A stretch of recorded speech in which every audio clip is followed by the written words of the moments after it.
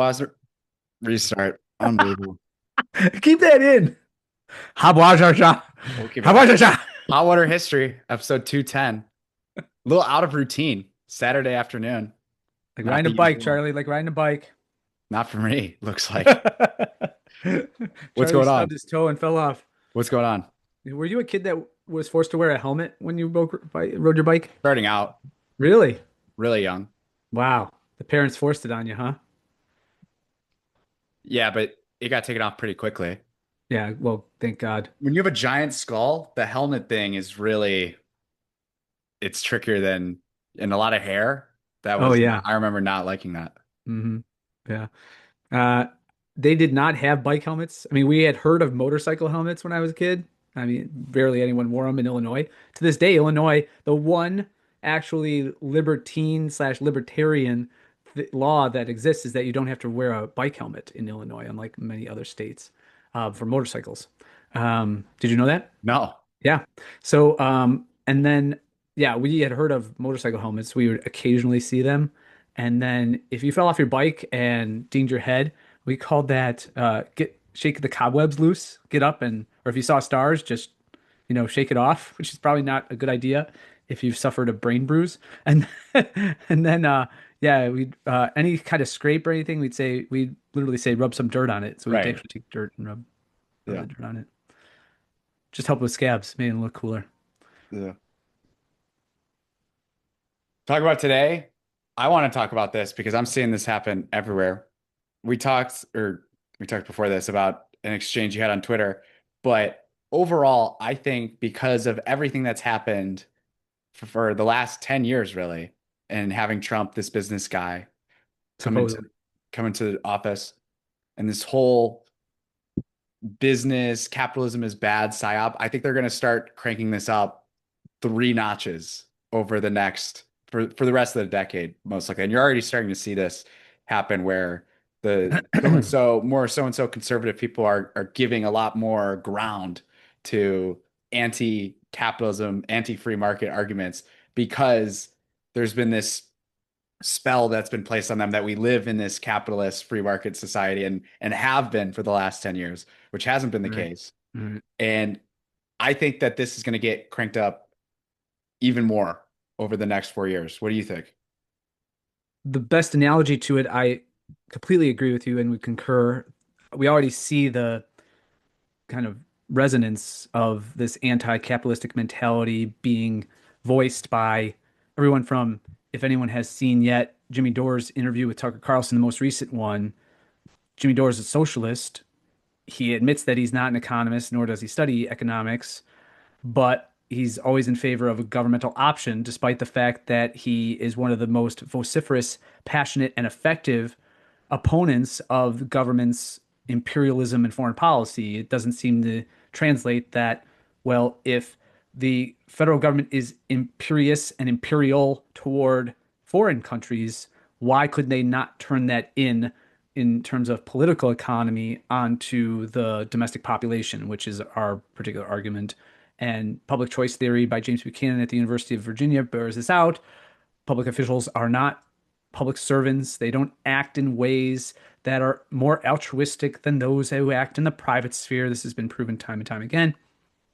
And in fact, without a price structure, without a profit and loss system that is operative, at least to some degree, in the relatively free market, you don't have government officials acting at all in the best interests without any consideration, nor do the ill effects of government programs redound to and become the responsibility or duty of the government or public sector. Okay.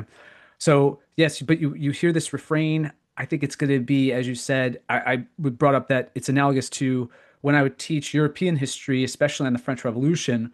One thing that's driven home by French historians, good ones like Francois Furet and others, or Georges Lefebvre, who's actually a leftist, but he makes this point as well in their analyses of the French Revolution, is one of the key factors that made the revolutionaries so anti-clerical and not just antagonistic, but open persecutors a la Diocletian-esque ways in the Committee of Public Safety with Saint-Just or Danton or whoever, Marat, why they were so virulently anti-Catholic is because the church had so allied itself with the state.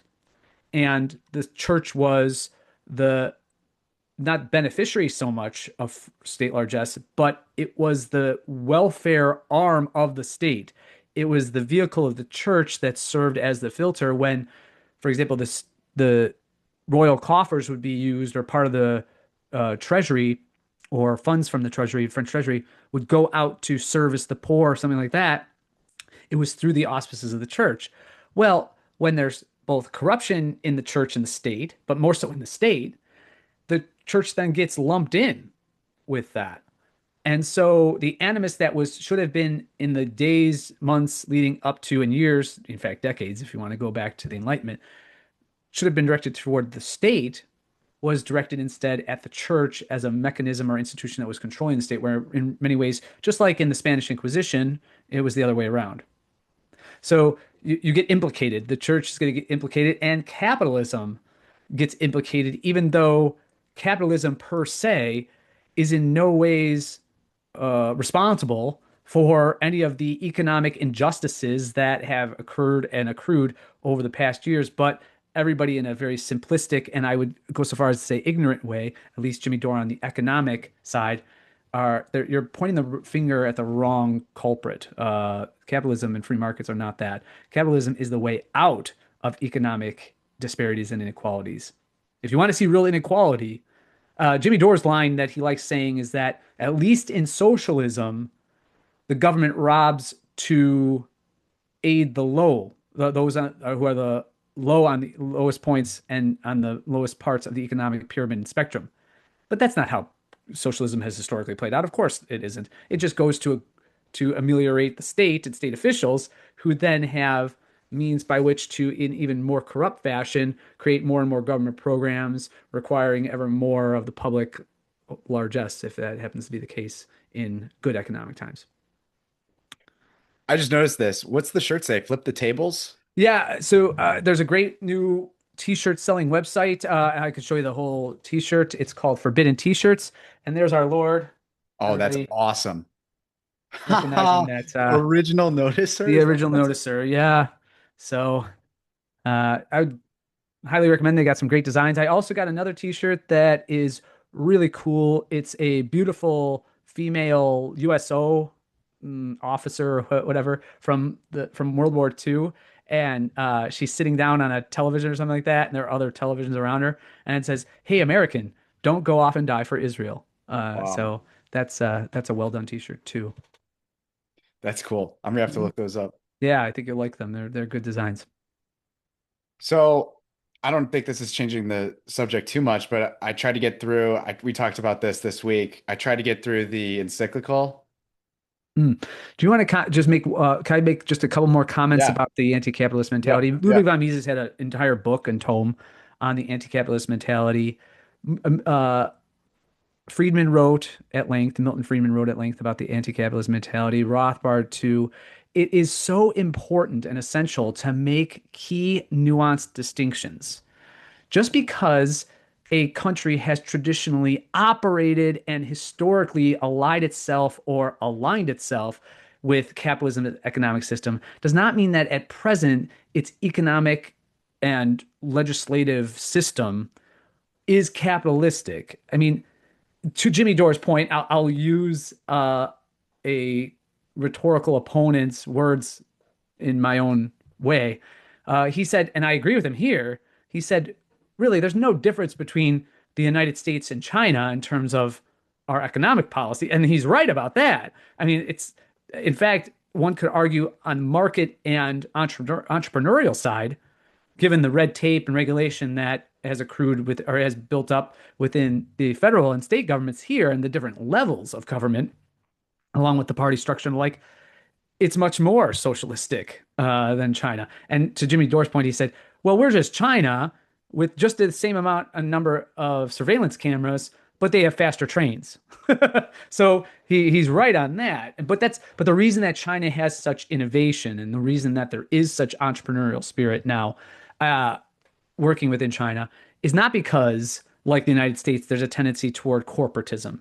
But it's because the free market has been unimpinged and let go. It's been unleashed to operate in very macrocosmic and microcosmic ways for lower classes and indeed the upper classes too within China, raising all boats.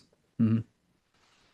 So you're saying that the government has the same hold on the people, but they've let go of it at the more free market level than we have? Right. In terms of social policy, it's pretty clear that with, launching tracking systems and what amounts to CBDC and the like, central bank digital currency, and tracking people's in terms of surveillance, China's as bad, if not worse, than the United The States. people are more censored, but Yes. you So can so start your startup. right. And here I will make a distinction, although I don't like to, between economics and society or the economy and society, because economics, as Mies has pointed out correctly, is just Right. social cooperation. And so how does society properly function to satisfy the ends that are desired by individuals, right? Yeah. That's why we enter into an act within society.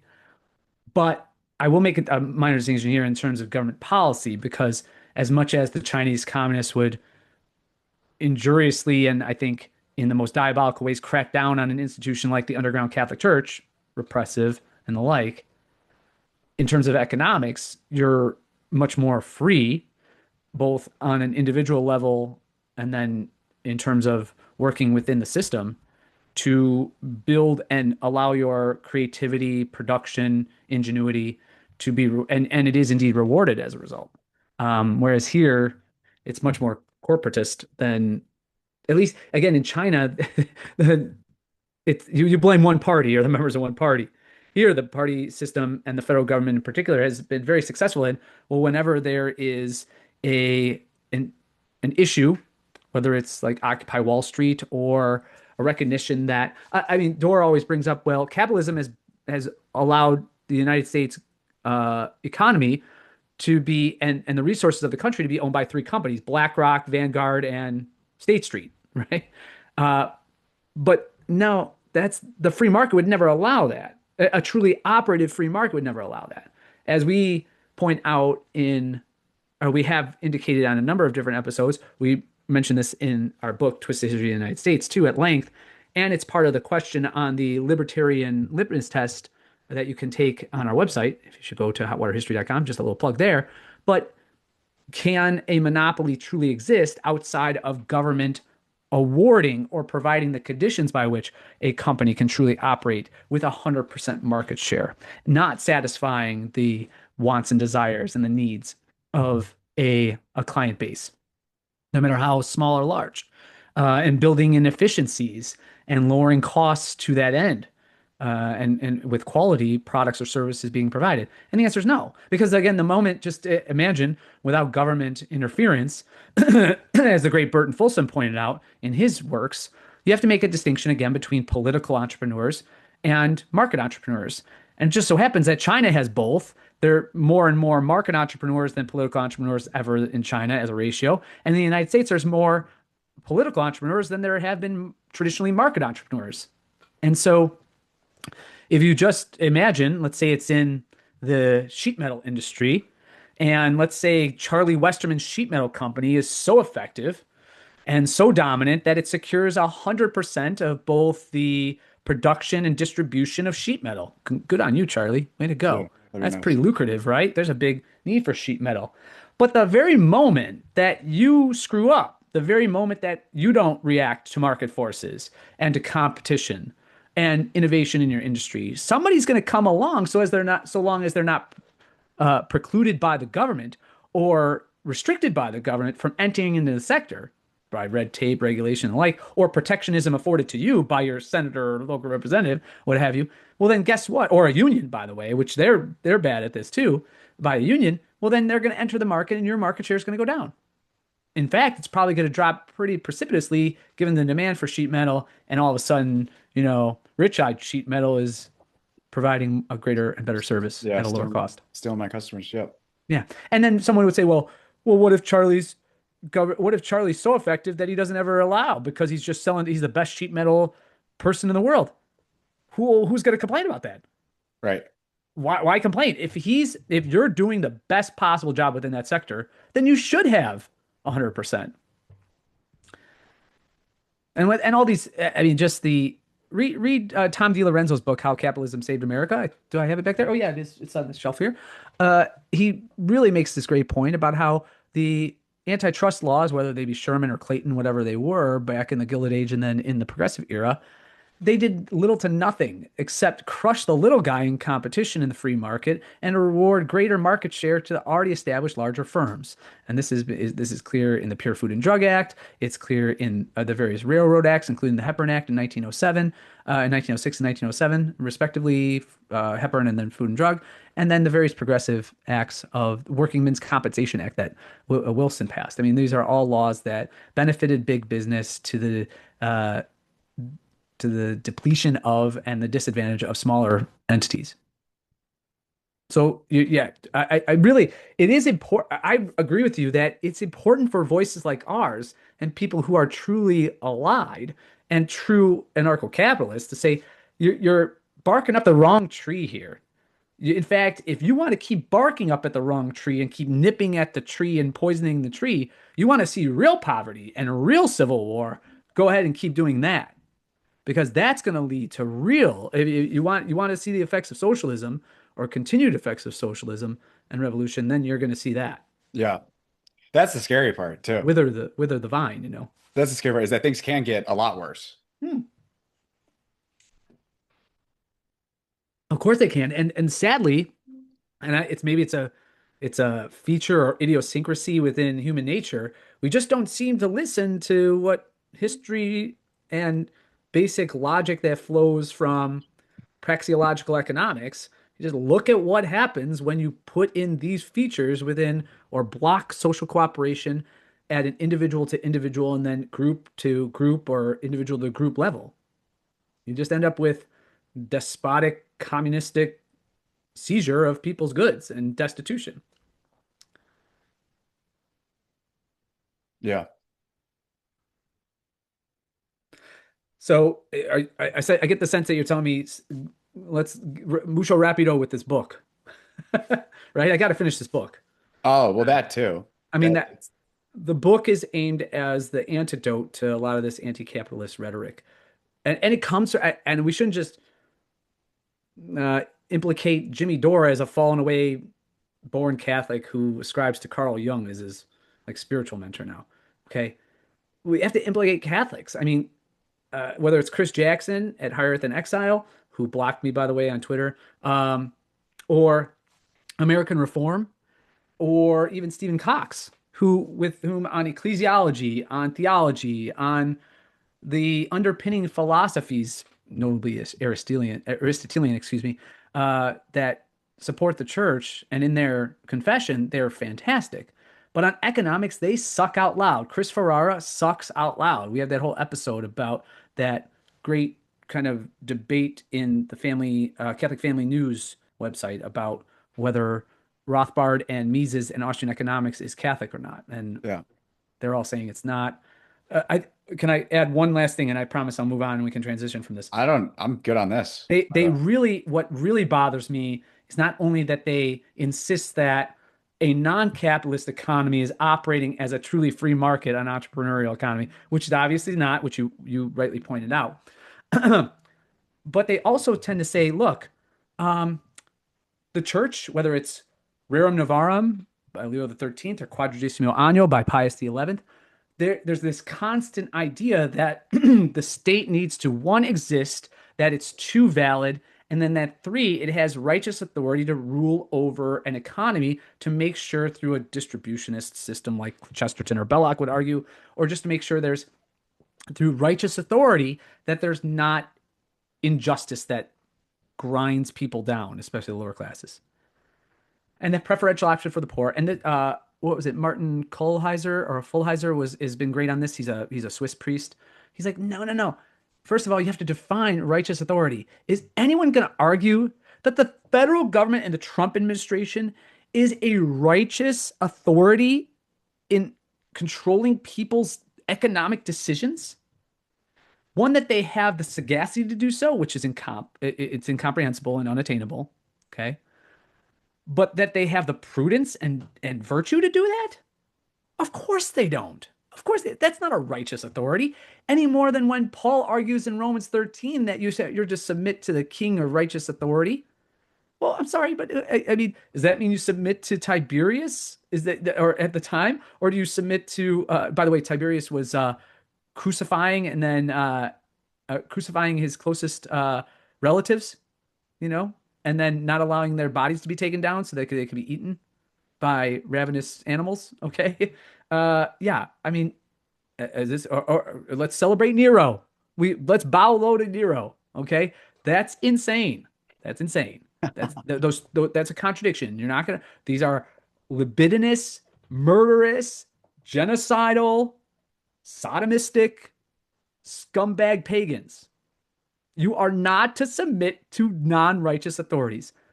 An unjust person creating unjust laws and conditions by which to live is not something per natural law and divine law to which you need to submit. That's insane. Okay. So, I Even mean, more than that, you're to resist. correct. You're to resist it, Joe. That's a corporal work of mercy, right? Not just to sit idly by as a quietist and just say, well, that's what we're supposed to do. That's a heresy, by the way, quietism, and it's also called Irenicism, just a false assumption of peace and not defending what is good and true and beautiful. That's sinful. Yeah. Yeah, I'm excited for the book. Yeah, I'm plugging along. I found some really great other sources that I'm going to include, some anecdotes. I'm thinking more it's going to be like 400 to 500 pages. So it's going to be quite Needed. the tome. So, but there'll be funny points and there are already humorous interludes. So,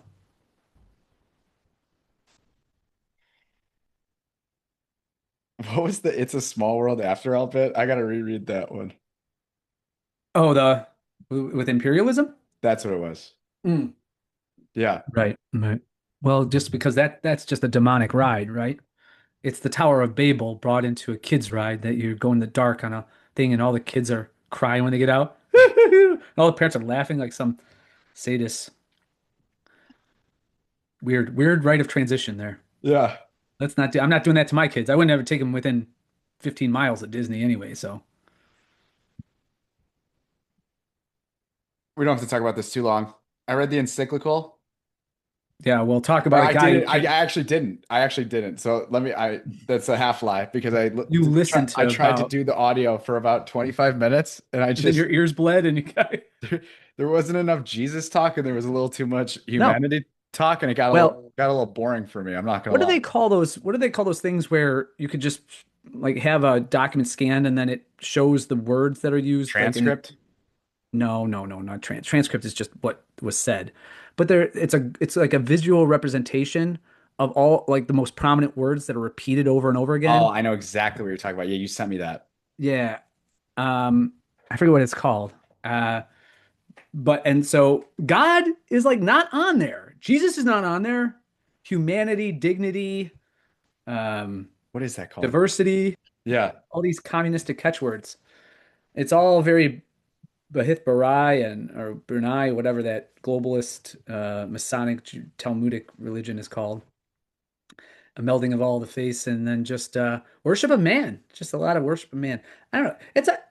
I have to in a way hand it to the modernists like Prevost and Bergoglio and then Montini and even Wojtyła with his personalism and Ratzinger to a certain extent. But yeah, they really, I think, given the depravity that we've seen in the 20th century and then continuing in the Middle East, in particular in the 21st, it's a pretty hard sell to keep selling the glories of man, isn't it?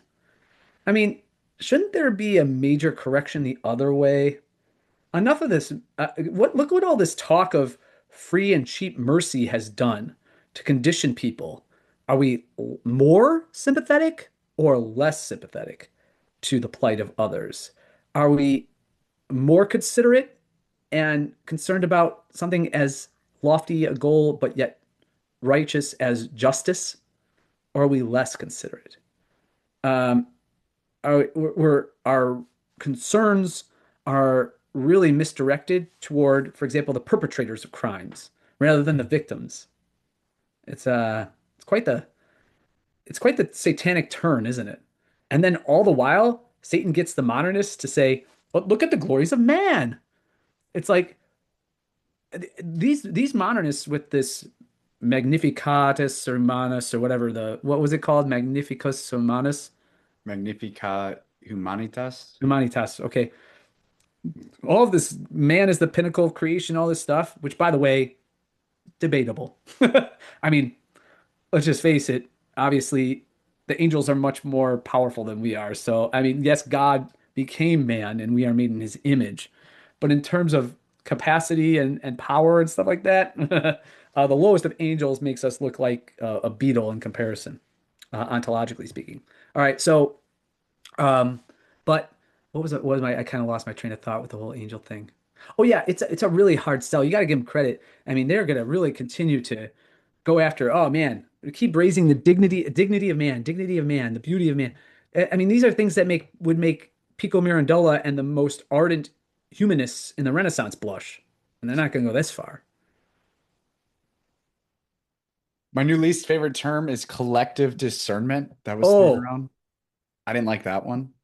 what are the other ones? I know there you gave me a Well, short that list. was the one. And then I had this segment I sent to you that included that term, collective discernment. Yeah, You could throw it in there if you want to hear the part that just I just texted you oof to that. So yeah, yeah. Well, do you want to read that? you know what else? It was boring. Oh, well. Why did these two I forget who brought this up. Maybe it was Patrick Coffin, I think. He said, "Why do we need 200-page encyclicals that just ramble on and on about stuff that first of all, of course, have you heard these rumors and analyses that especially the parts about AI and these screeds that he goes off on that are more like it sounds like, and this is why I think he's a homosexual, is that it becomes very feminized, the rhetoric. Okay. So it's like opened up a bottle of wine and he's just drinking too much. And then he goes off on these kind of tangents like women would do when they've had too much to drink. They've had a little too much cab. And then I'm gonna write down, right? So he goes off on these screeds on like immigration and stuff like that. It was supposed to be about AI. It doesn't really talk very much about AI. Um, and transhumanism and stuff like that. Won't touch actual dogma of the church, which what is the modernist playbook. But yeah, it just seems like it's not worthwhile reading. Wait, how is this? Okay, so remember, what's the core mission of the church? Well, I want to To save hear souls, right? I want to hear more, right, to get people to heaven. I want to hear more about what you mean by the modernist playbook to not touch the dogma of the church. Well, because they hate it. They hate the traditional teaching of the church. So, for example, if you look up at the citations, right? I believe that there were in the document, you could check this out. There were like 22 citations of popes or saints prior to the Second Vatican Council. There were 55 citations of just Francis's, i.e., Jorge Bergoglio's works. I mean, that is a symptom of and an effect of modernism. If you believe that the church, in effect, was born in 1963 and was conceived in 1963 and born in 1965 with the close of the council, this is the church you get. You get the Novus Ordo Church. Conversely, if you're the SSPX and like Marcel Lefebvre correctly said, well, wait a second. The church was founded by Christ, conceived of it on the cross, conceived it conceptually, of course, was before that, but conceived on the cross, born at Pentecost, infused with the animating characteristic, divine animating characteristic of the Holy Spirit, presence of the Holy Spirit, and guiding it. How can you say that it didn't operate as the salvific portal to the celestial realm until 1965? We begin essentially. That's why it's not an odd argument to say that all the pretties and all of those, including Roncalli, and Montini, who just changed the whole purpose and modus operandi of the Second Vatican Council from what it was meant to be, are nothing but Lutheran. They're just, I mean, Bunini said out loud the whole purpose of changing the liturgy was to accommodate the Protestants. We had to do everything to remove anything that smacked of something authentically Catholic and thus pre 1517 or pre World War II or whatever from the liturgy and accommodate the Protestants. And then with Nostra Aetate, it was, well, let's accommodate, if we're going to accommodate the Protestants, we got to accommodate the Jews and the Muslims and pagans and anyone else so that everyone is saved. Whereas certainly not the doctrine of the church, never had been. But then you wonder why you get Bishop Barron out there saying there's no hell. Well, that's the Vatican II religion. It's their rule of life. It is their life operation. What governs them?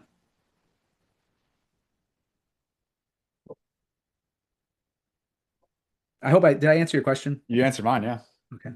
Did you answer your own question? You asked me what's the goal of the church? Oh, Save souls, sanctify the yeah. world. That was my point. I mean, I'm going to pose another thing to you. After reading that encyclical as much as you did you feel as though and you could, I believe me, you read more than I did. Did you feel as though it was a means by which, in a sacramental fashion, No, and it's I mean, not. It's not there's no transcendence, of unfortunately. course, because it reads like a UN humanitarian document, because that's what the Novus Ordo Church has surrendered to. It's surrendered to the world. It's surrendered to accommodate to mammon. And Christ warned us, don't allow mammon to be a master. One cannot have two masters. You'll end up loving one and hating the other. Well, the modern heretical synodal conciliar church has opted for the world. I mean, it's just as plain as day. And that's why it's architecture, it's liturgy, it's catechesis, it's instruction, and even indeed its care and charitable works are all allied with the sustainable goals of the UN 2030 project, or whatever it is, you know? It's not a sign of contradiction as Christ was. The church should imitate her founder, and as the body of Christ, be a sign of contradiction. It is a sign of accommodation with the world now. It has surrendered instead of waving an anarchist flag. I mean, instead of waving a black flag, it's waving a white flag, and it has waved a white flag forever. And by the way, it What do you mean? maybe You don't mean by forever, you don't mean forever, though. oh, I mean for what I mean forever, I mean since 1963 or Right. just Yeah. okay. Forever in the modernists, you Yeah. know. Yes. I mean, and by the way, well, let's just say Gamaliel principle. What if there was this explosion of vocations, an explosion of conversions, um, and that those who were already Catholic were well catechized, even if it was the wrong teaching. Yeah. None of that occurred. The exact opposite occurred, right? And I just had some recent conversations with some boomer Catholics, and they're really loving this. Oh man, did you see at Easter all of these people, especially young people, were coming into the church? And I said, where were they coming in? What parishes? Was it the local parish down the street that has Gather Us In as its opening hymn? No, there were no Easter baptisms or confirmations or anything like that then. Is it at traditional parishes? Even Novus Ordo? Novus Ordo? Yeah. Okay. Is it at Ecclesia Dei community churches? Yes. Yeah. Institute of Christ King Sovereign Priest. Is it at SSPX? Oh yeah.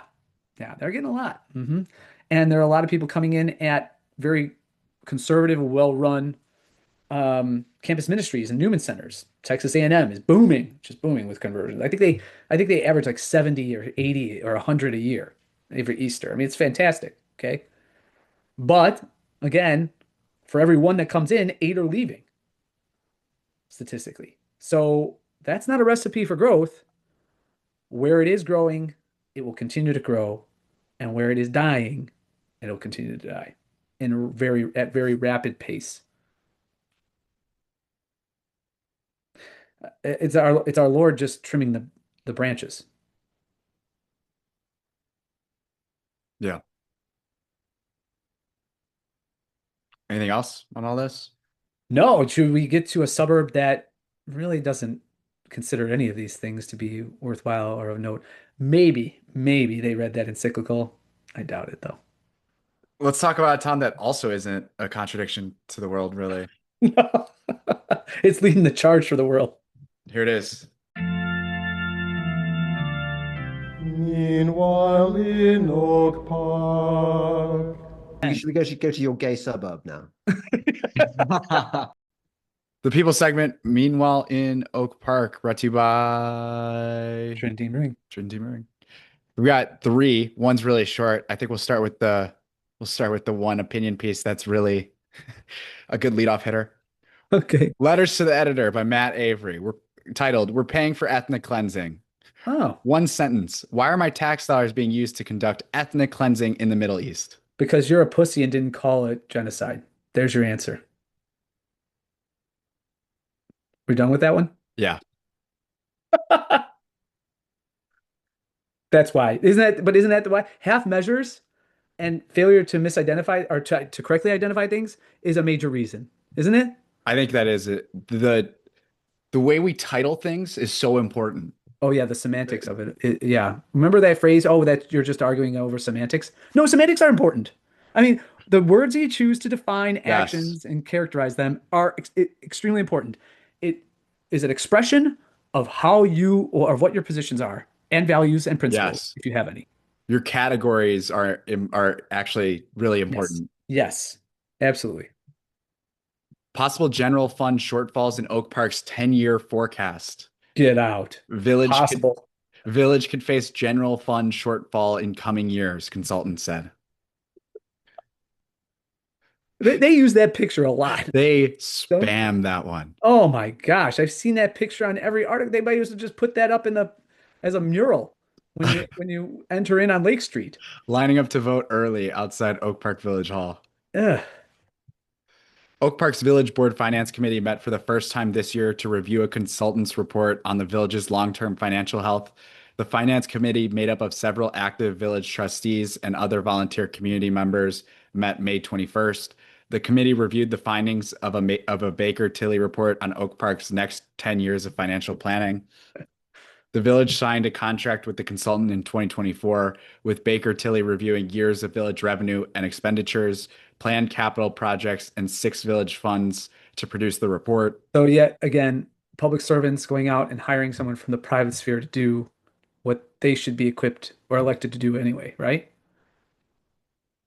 Findings from the study included a detailed look at the village's general fund, with Baker Tilly finding that, quote, if adjustments are not made, annual shortfalls are expected to deplete general fund reserves by fiscal year 2030, as revenue is not currently projected to keep pace with expenditures. Quote, it's just my perspective on having run these numbers is that the village enjoyed several years where it had significant surpluses during COVID and was able to build up that fund balance. But I think economics wise, we've kind of turned a corner there. And I don't know whether the village is going to see these big surpluses anymore. They Boy, won't. talk about uh, he's the manager at Baker Tilly. A manager at Baker Tilly. Oh, come on, Matt Stark. What is this? I don't know. It's just my perspective. Who wants an accounting or consulting firm saying, I don't know. It seems like it's not going to be feasible going forward to have expenditures outweigh, income. He gets a little more direct coming up. Okay, okay. I'll give him. What I'm modeling is that you're likely looking at some operating shortfalls as things are currently. So those will need to be addressed in your coming budgets.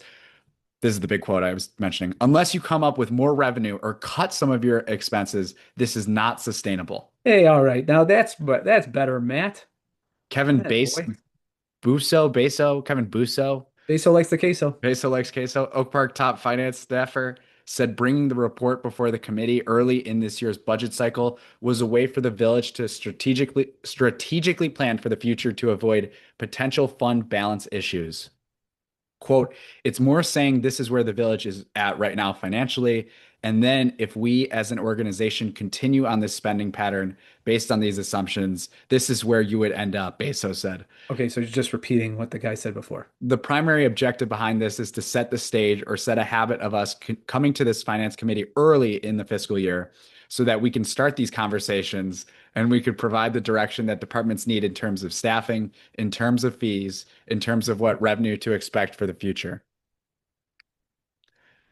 Addressing the general fund balance in the future could require the village to increase the property levy by more than the 3% per year target it has long set if the village is to maintain its current services, Bezos said. So property taxes go up annually 3% kind of automatically in Oak Park? I mean, So that sounds right. It's capped at 3%. Oh, but it's capped annually at 3%. Yeah. So they have the law is that they can't go over 3%. Okay, so essentially they're just keeping up with inflation. That's what their argument would be? Yeah. Okay. Even though it's higher than Right. target rate. Okay.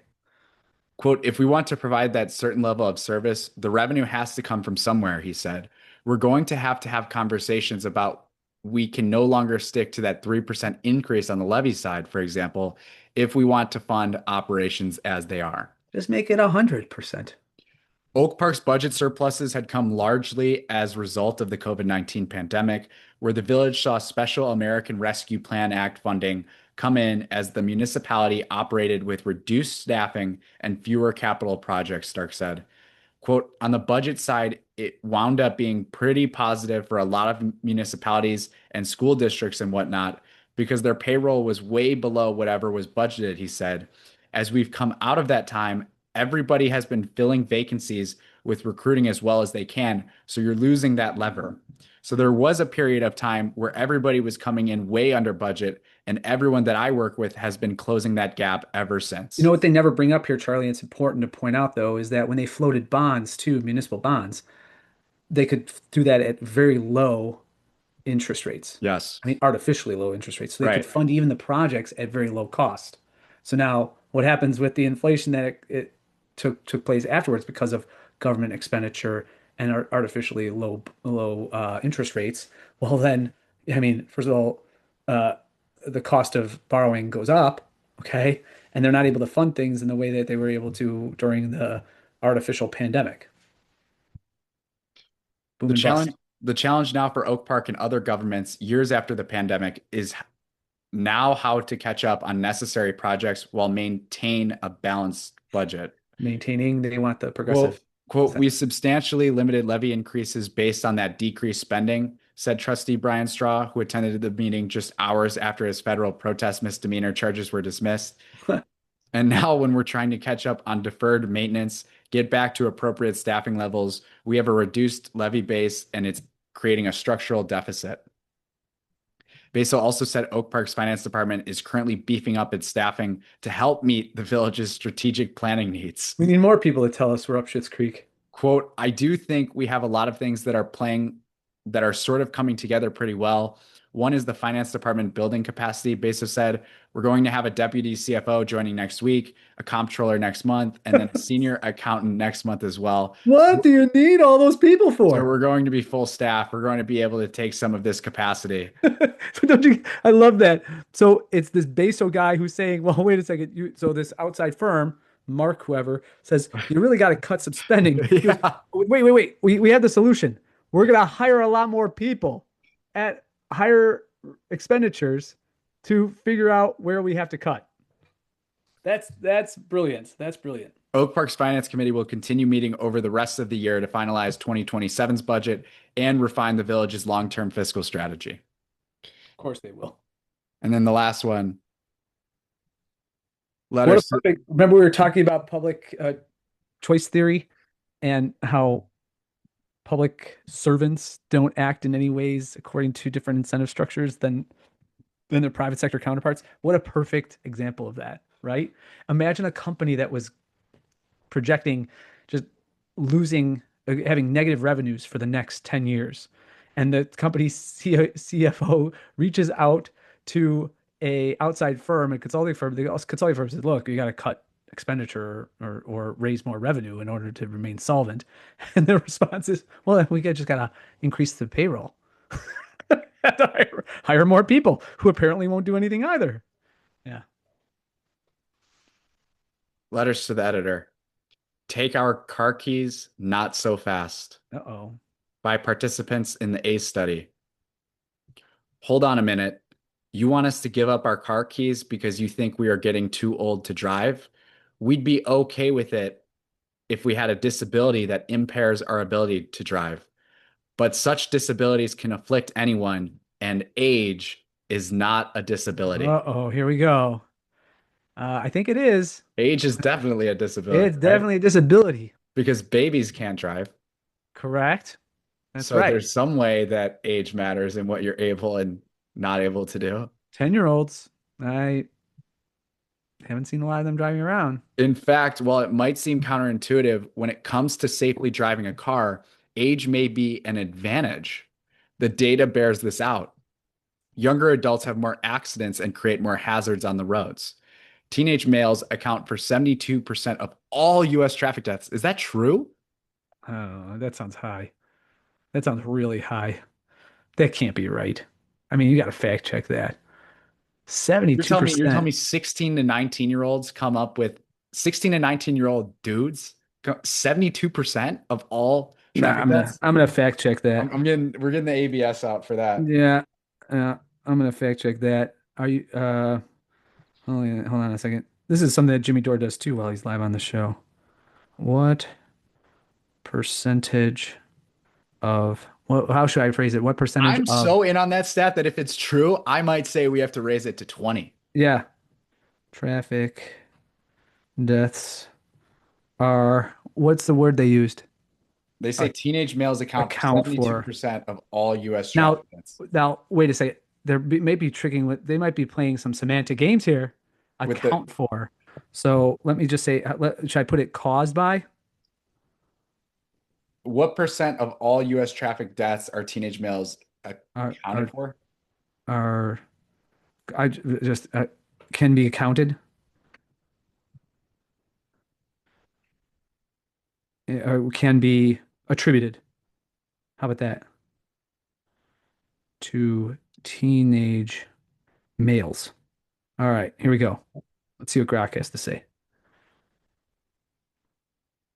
Taking a little time going through CDC data. You know how They're accurate that saying is. they say later in this article, the Illinois Secretary of State recognizes these statistics. Now, look at this. Roughly 4 to 7% of US traffic deaths can be attributed to teenage males, depending on whether we are look at deaths of them or crashes involving them as drivers. So this, come on. You were right to be skeptical. 4 to 7 versus 72. Because it's 16, you only have 4 years where you're a teenage male on the road. Well, So yeah, to but say they even included in the National Highway Traffic Safety Administration, they even included teenagers who were driving that shouldn't have been driving. So ages 13 to sure, 19. They accounted for about 7% of all motor vehicle crash deaths. About 2 out of every 3 teen deaths were males. So the teenage male deaths made up roughly 4.5 to 5% of all traffic fatalities. Yeah, that's ridiculous. Okay, good to check that one. so that's the sentence of the, usually we have a sentence of the week from the Wednesday Drill. That's the sentence of the week, but that's just not true at all. Just blatant falsehood. It's actually closer to 7.2% of all US traffic deaths than 72% of Yeah, US yeah, traffic deaths. exactly. Or I mean, again, what are they saying? Like a teenage male was the son of someone who got, like how tangential and attenuated is the connection? Right. Speeding, alcohol, and not using seatbelts account for most accidents and the resulting injuries, behavioral issues, not biological issues. The Mm. Illinois Secretary of State recognizes these statistics and is pushing to relieve older drivers from having to undergo driving tests every year. In fact, he is trying to eliminate driving tests for older drivers because they're not the ones causing the traffic accidents. Driving experience counts. Come on, man. This So is ridiculous. Just anecdotally, you know that this is not accurate. how many times have I saw, case in point, I was at Dick's Sporting Goods the other day in Oak Brook. I saw a woman in a Cadillac almost drive. She missed this turn. She was about 85. She almost drove into one of the retention ponds. The cops were called. She caused a major accident. Okay. So don't, this is happening all the time. Don't give me this. Their capacity to drive, and you know the real reason why they're not allowed or they're not demanding these tests anymore for driving capabilities is because the old people vote. Right. So don't ask us to give up the freedom and independence driving our car provides just because we're older or getting older. Please resist ageism and don't ask us for the car keys before you ride around with us. Most of us can demonstrate excellent, safe driving skills. No, That, sorry. that was made by a bunch of people aged 68 to 85. Yeah, no, should be immediately have your licenses revoked. Yet another thing that the private markets could resolve if there were Easily. This is privatized. so easy. I know what you're Yeah, about to say. go ahead. So easily. The insurance company should be in charge of the driving and the Exactly. car insurance. If you just had State Farm and the Geicos and the Progressives, just like we have credit cards, if they were in charge of all of the driving tests, all of these accidents would cut in half in a year. Exactly. And then if you, again, the proper role of insurance, assessing risk and the cost that should be associated with it. If you're going to drive at 85, sorry, your rates go up. Well, why is it the case that 16-year-olds have higher insurance rates? Is because they are more prone to accidents because they're just learning how to drive, correct? Or they're and the like, right? So they have to pay a greater economic price. So it's going to limit their driving or require them to. And look at all the programs that are even in a constrained anti-market system. There's still you get safe driver rewards. Your rates go down as imagine if you were to extend that to a privatized road system, you could have people rewarded on maybe you don't have to pay tolls if you're a safe driver on the private road, so that you're greater incentivized, and then you're much more cognizant. Whereas right now you're like, ah, fuck, the insurance is gonna take care of my fender bender, you Yep. know?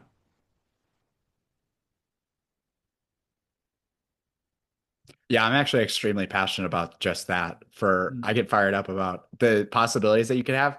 You could Yes, have the rates based off the driving. You would just have the rates based off the driving test. If you score, you can make it 0 out of 100. If you score a 90, this is your there you rate. go. It's so easy. And we just choose not to do it. Yep. We choose to live like this. Right. It's the moral hazard of having ubiquitous government. So, You and if what? Gene Armstrong at 85 years old can still sling it on the road, Yeah, if he's you get, Mario Andretti, yeah. go for it, man.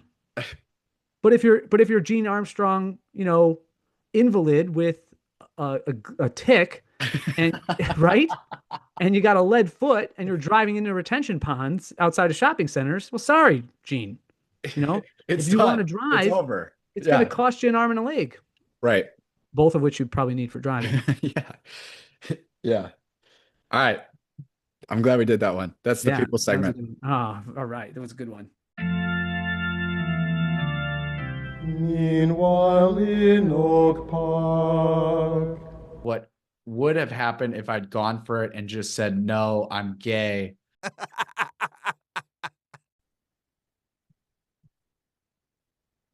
Old people, man. Yeah, old people. Don't be ageist. Avoid ageism. Old people, man. Boomers, man. Oh, I'm, I'm so I am almost to the point where I have to admittedly work on it. I'm pretty ageist. nah, I don't work on it. It's just the right position. Yeah. Well, although I'm ageist in a good way, I want to hold up and protect people on the young side of the spectrum and scale, and be considerate of them. And I'm much less considerate of the worst generation in maybe human history. So I think that's just a natural response. Always treating people as individuals, however, right?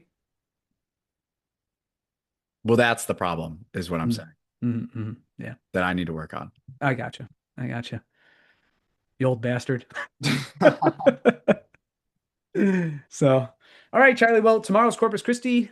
Amen. Thanks be to God. For all people who, for whatever reason, doubt the true presence of our Lord in the Eucharistic feast and at the most holy sacrifice of the Mass, just go to Carlo Acutis's website or other websites that show the countless Eucharistic miracles that have transpired so as to educate and inform the faith of believers within the church and indeed the world. Our Lord is so magnificent in his giving so as to supply strength for our faith with these incredible miracles.